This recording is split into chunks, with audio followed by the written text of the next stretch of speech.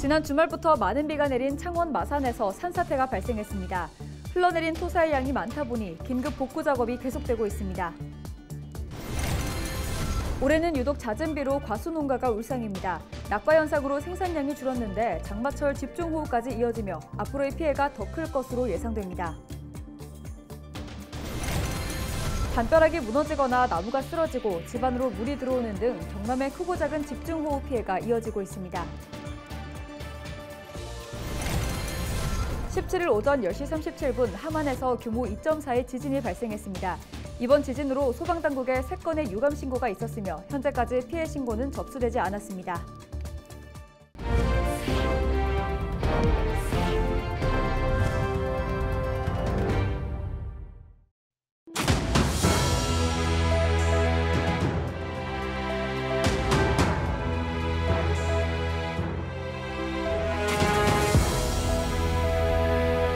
시청자 여러분 안녕하십니까? 헬로티비 경남뉴스입니다. 지난주부터 많은 비가 내린 창원에서 산사태가 발생했습니다. 흘러내린 토사의 양이 많다 보니 17일에도 긴급 복구 작업이 진행됐는데요. 문제는 비가 계속 내릴 것으로 보여 추가 붕괴 등의 피해가 우려됩니다. 표영민 기자의 보도입니다. 토사와 뿌리 뽑힌 나무들이 주차장과 건물을 덮쳤습니다. 지난 16일 오후 5시 40분쯤 창원의 한 산업센터 인근 뒷산이 무너진 겁니다. 산사태 현장은 아수라장이 됐습니다. 절개지 주변에 쳐놓은 안전그물은 토사 무게를 견디지 못해 찢겨버렸고 건물 3층 높이까지 흙탕물이 튀었습니다. 건물 2층의 한 사무실입니다. 제 뒤로 보이시는 것처럼 창문을 깨고 토사가 건물 안으로 들어왔는데요. 일요일 시간대가 아니었다면 자칫 인명피해로 이어질 뻔했습니다.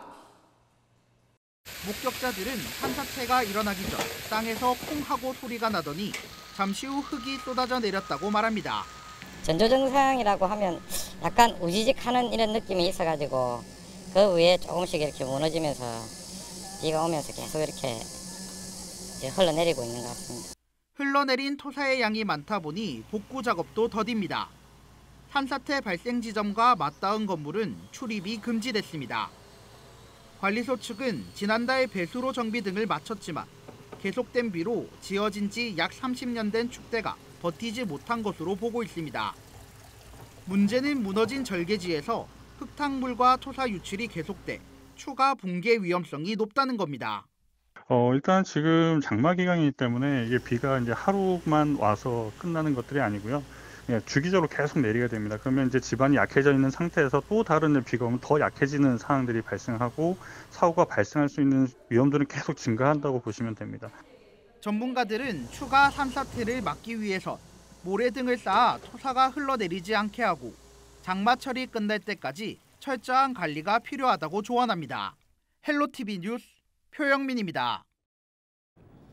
지난 주말부터 내린 많은 비로 경남 곳곳에서 크고 작은 피해가 잇따랐습니다.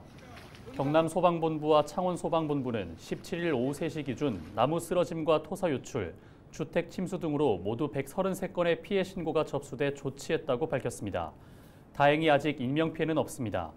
내일까지 많은 비가 예보된 경남에서는 산사태 우려 지역 주민 640여 명이 여전히 대피해 있습니다. 도내 하천변과 주차장 출입 통제도 계속됩니다. 지난주부터 경남에서는 하천변 183곳 등 230여 곳의 출입이 제한되고 있습니다.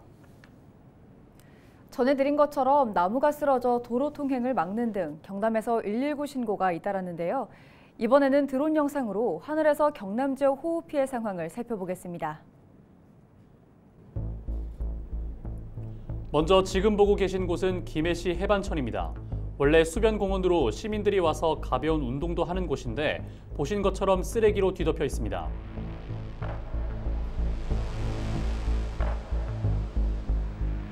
조금 전 리포트에서도 전해드린 창원 마산회원구 봉암동입니다. 인명피해가 없어서 정말 다행입니다. 많은 비가 내린 마산입니다. 밤사이 소방당국이 쓰러진 나뭇가지를 치우는 작업을 한 곳이기도 합니다.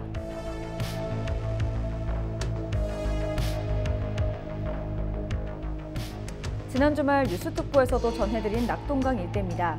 경북 상류에 많은 비가 내리면서 보수문이 모두 개방됐죠. 흙탕물과 함께 거센 물살이 흐르고 있습니다.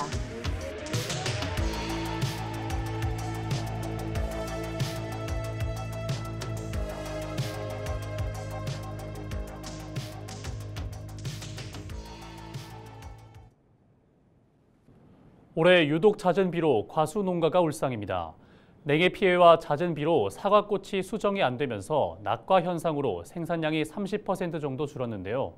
이제 장마철 집중호우까지 이어져 앞으로가 더 걱정입니다. 전주현 기자의 보도입니다. 가지는 늘어지고 채 성장하지도 못한 사과들이 바닥에 나뒹 겁니다. 지난 주말부터 내린 비와 강한 바람에 떨어진 겁니다. 지난 4월 냉해로 인해 생산량이 30% 정도 감소한 데다 낙과 피해까지 발생했습니다. 엎친 데 덮친 격으로 집중호우 등 기상 악화는 생육 성장의 걸림돌입니다. 장마가 길모래해서 사과가 낙하가 많이 되어지고 사과의 작황이 아주 나쁩니다. 그래서 앞으로 또 이 태풍이 온다 하면 우리 농가로서는 상당한 그런 피해가 오지 않겠나 하는 것을 많이 염려를 하고 있는 그런 실정입니다. 농가 피해를 막기 위해선 미리 대비해야 합니다. 침수 우려가 있는 가수원은 배수로를 수시로 점검해야 합니다. 주변 풀이나 흙을 제거하고 경사지의 경우 부직포 등으로 땅 표면을 덮어주는 것이 좋습니다. 또 고온다습한 장마철엔 각종 병해충 확산이 빨라 방제에 특별히 신경 써야 합니다. 사전에 병해충 약제를 뿌리는 것도 도움이 됩니다. 하지만 약제를 뿌린 후 6시간 이내에 비가 왔다면 비가 그친 뒤 다시 농약을 살포해야 효과가 있습니다. 재해에 대한 대비는 재해 시에 하는 것이 아니고 사전에 하는 것이 매우 중요합니다. 간혹 보면 그 폭우 시에 물고 보러 나가고 하시는데 사람의 생명이 더 중요합니다. 그래서 인명사고가 나지 않도록 농업인들은 호우 시나 태풍 시에는 외출을 삼가해 주시기를 당부드리겠습니다. 태풍과 집중호우가 잦은 시기, 기상이변 등으로 기후 예측이 어려운 만큼 배수로 관리와 병해충 예방 등 철저한 대비를 통해 피해를 최소화하시기 바랍니다. 헬로티비 뉴스 전주현입니다. 많은 사상자를 낸 이번 장맛비는 19일 새벽까지 이어지겠습니다. 충청과 남부 지역엔 최고 250mm의 비가 더 내릴 것으로 보이는데요. 비 피해가 발생한 지역에 다시 강하고 많은 비가 예보돼 걱정입니다. 산사태 등 추가 피해가 없도록 주의하셔야겠습니다. 손성혜 기자가 보도합니다. 나무가 뿌리채 뽑혀나가고 승용차는 폭격이라도 맞은 듯 심하게 찌그러졌습니다. 집은 흙더미에 파묻혀 흔적조차 찾기 힘듭니다.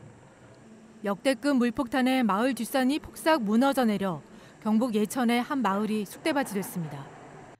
지난달 25일 올해 장마가 시작된 이후 약 20일 동안 전국 대부분 지역에서 500mm가 넘는 비가 내렸습니다. 장마가 끝나기도 전인데 최근 10년간 장마철 평균 강수량을 넘어선 양입니다. 이미 평년의 강수량을 1.1배 이상 초과해서 내렸습니다. 남부지방 같은 경우에는 약 1.2배 정도 초과해서 이미 장마철 누적 강수량의 평년값을 뛰어넘었다라는 부분을 확인하실 수가 있습니다. 지금까지 내린 올해 장맛비는 충청권과 전라권, 경북 북부 내륙에 집중됐습니다. 이 지역에 800mm가 넘는 비가 내렸습니다. 특히 충남 청양과 경북 영주 지역은 누적 강수량이 1000mm에 육박하는 것으로 나타났습니다. 폭우를 몰고 온 정체전선은 19일 새벽까지 전국적으로 영향을 줄 것으로 보입니다. 문제는 비 피해가 심한 지역에 다시 장맛비가 집중된다는 점입니다. 예상되는 강수량은 서울 등 수도권이 10에서 60mm, 충청권과 남부지방은 100에서 200mm, 많은 곳은 250mm 이상입니다. 그리고 18일과 19일 새벽 사이에는 일부 지역에는 80mm 내외 그리고 30에서 60mm 내외의 강수가 예상이 되는데요. 중부 일부 지역, 충청 이남 지역과 남부, 제주도 지역에 지금 현재 많은 비가 집중될 가능성이 있습니다. 이미 많은 비로 지반이 약해져 산사태 발생 위험이 높은 상황입니다. 내가 있는 곳이 안전한지 다시 한번 주위를 살펴보시고 하천 주변과 지하차도 등 지대가 낮은 곳은 피하시기 바랍니다. 실시간 기상 상황이나 재난 정보에 귀를 기울이시고 위험이 감지되면 빠른 대피가 우선이라는 점 잊지 마시기 바랍니다. 헬로티비 뉴스 손성혜입니다.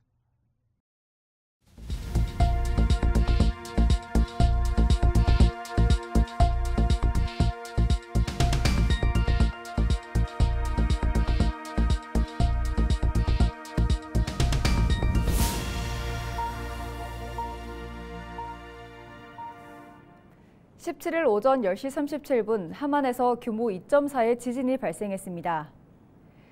위치는 함안군 칠원읍 운곡리로 진앙은 함안군 동북동쪽 16km, 발생 깊이는 13km입니다. 경남에는 진도 3의 흔들림이 있었고 이는 실내나 고층 건물에 있는 사람들이 느끼고 정지해 있는 차가 약간 흔들릴 수 있는 정도입니다. 이번 지진으로 경남과 창원 소방본부에 3건의 유감 신고가 있었으며 현재까지 피해 신고는 접수되지 않았습니다. 이번 주 열릴 예정이던 2023 거제 바다로 세계로 축제가 취소됐습니다.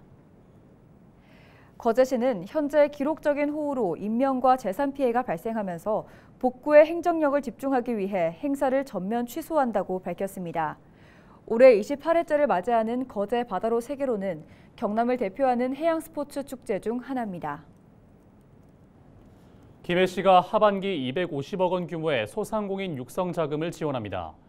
시는 17일 어려움에 처한 소상공인을 돕기 위해 올해 보증대출 규모를 기존 60억 원에서 180억 원으로 대폭 늘렸다고 밝혔습니다.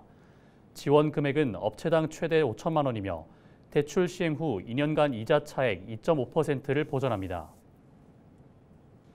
합천군이 무산된 합천 영상 테마파크 숙박시설 사업의 파이낸싱 대출 업무를 맡은 대리금융기관 담당자들을 고발했습니다.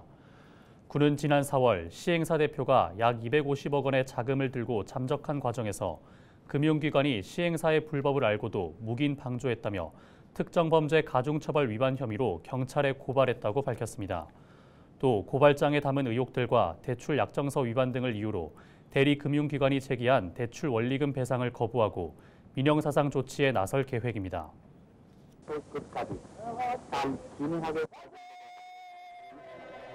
1948년 7월 12일 자유민주주의를 기본으로 한 대한민국 헌법이 제정됐습니다. 이 헌법은 닷새 뒤인 7월 17일 조선왕조 건국일에 맞춰 공포됐는데요. 제헌절은 이를 기념하는 날입니다. 3.1절, 제헌절, 광복절, 개천절, 한글날은 우리나라의 5대 국경일. 제헌절은 국경일에 관한 법률이 지정하는 법정 국경일 가운데 유일하게 공휴일이 아닌 기념일이기도 합니다. 그렇다면 왜 제헌절은 공휴일에서 빠진 걸까요? 제헌절은 1950년부터 50여 년 동안 빨간 날이었는데요. 2008년부터 시대의 변화에 따라 제외됐습니다. 2000년대 초 공공기관의 주 5일 40시간 근무제가 확대 시행되면서 휴일이 대폭 늘어났고 근로시간 감소로 기업의 생산 차질과 인건비에 대한 부담이 가중된다는 우려 때문이었는데요. 이러한 의견을 반영해 2005년 관공서의 휴일에 관한 규정을 개정할 때 식목일과 함께 제헌절이 공휴일에서 제외된 겁니다. 하지만 일각에서는 제헌절이 국경일인데다 대한민국 헌법 공포를 기념하는 중요한 날인 만큼 다시 공휴일로 지정해야 한다는 의견도 나옵니다. 정치권에서도 제헌절을 공휴일로 재지정하기 위한 움직임이 있었는데요. 더불어민주당 윤호중 의원이 지난달 관련 내용을 포함한 공휴일에 관한 법률 일부 개정안을 발의했습니다. 제헌절 국가공휴일 재지정 논의가 이뤄지고 있습니다.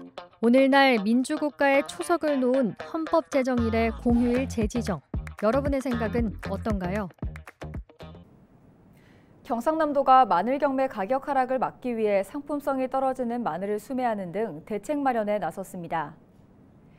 경남도는 창녕군과 합천군에 총 58억 원을 투입해 오는 24일까지 2,400톤의 저품위 마늘을 수매할 계획입니다. 수매 물량은 농협에서 보관하고 8월 11일 이후 상품성 여부를 판단해 가공 또는 폐기할 예정입니다. 창원시는 17일 창원 상공회의소와 함께 창원경제협의체 제2차 회의를 열었습니다. 이날 회의에서는 모범 장수기업 육성 및 지원조례 제정과 용호동, 신월동 중심 상업지역 고도 제한 완화 등 지역경제 활성화를 위한 다양한 제안들이 나왔습니다. 창원경제협의체는 창원시와 상공회의소 기업 대표들이 지역경제 현안을 논의하고 현장의 목소리를 청취하기 위해 출범했습니다.